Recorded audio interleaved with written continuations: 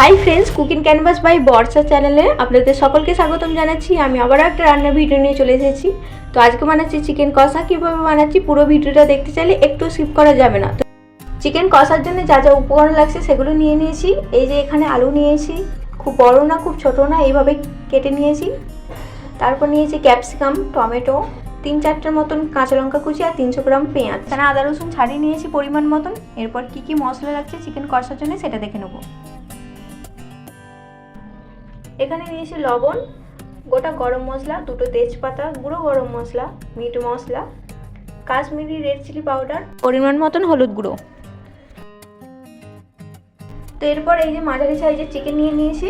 চিকেনের আলুগুলো ভাজার জন্য আমি এখানে কড়া বসিয়ে দিয়েছি। কড়াটা হালকা গরম হয়ে আসলে আমি এখানে রিফাইন তেল দিয়ে দিয়েছি পরিমাণ মতন। এখানে তেলটাও প্রায় গরম হয়ে গিয়েছে। এখানে আমি আলুগুলো এখন দিয়ে দিচ্ছি।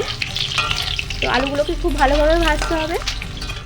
সামান্য পরিমাণে লবণ আর একটু হলুদ গুঁড়ো দিয়ে আরও কিছুক্ষণ ধরে ভেজে নেব। 5 মিনিট ধরে ভালোভাবে আলুগুলো ভেজে নিয়েছি, এই যে এইভাবে। এবার নামিয়ে নেব।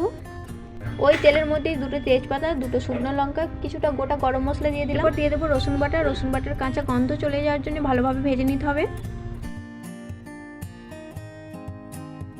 রসুনটা প্রায় ভালোভাবে ভাজা হয়ে গেছে। এরপর আরও কিছুটা এখানে এরপর এতে দিচ্ছি 300 গ্রামের মতন পেঁয়াজ। রসুন পেঁয়াজের কাঁচা গন্ধ চলে যাওয়ার জন্য এখনও ভালোভাবে এখানে ভেজে নিচ্ছি। তো এখানে প্রায় 4-5 মিনিট ধরে আমি পেঁয়াজটাকে ভালোভাবে ভেজে নিয়েছি। এরপর 3-4টের মতন কাঁচা লঙ্কা দিয়ে দিয়েছি। তো এরপরে আমি আদা বাটা দিয়ে দিয়েছি পরিমাণ মতন।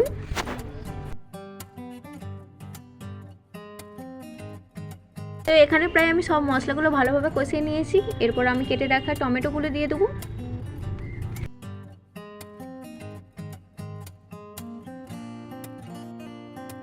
তো এই যে ভালোভাবে মশলাটা কষিয়ে নিয়েছি, এরপর চিকেনগুলো ওপর থেকে দিয়ে দিচ্ছি।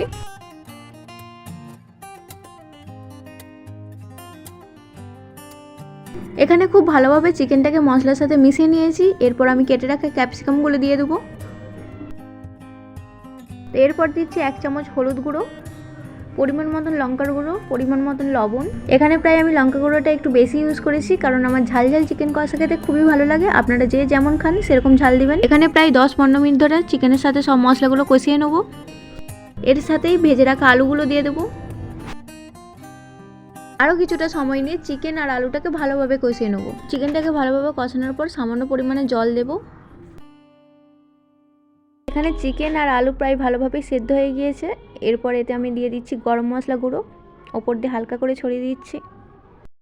ওপর থেকে ধনেপাতা ছড়িয়ে দিচ্ছি। এখন আমার প্রায় চিকেন কষা রেডি। এটা এখানেই শেষ করছি। দেখা হচ্ছে নেক্সট কোনো রান্নার ভিডিওতে। তো আমার রান্নাটা কেমন লাগলো অবশ্যই কমেন্ট করে জানাবেন। নেক্সট কী রান্না দেখতে চান সেটাও জানাবেন। ততক্ষণের জন্য টাটা, বাই।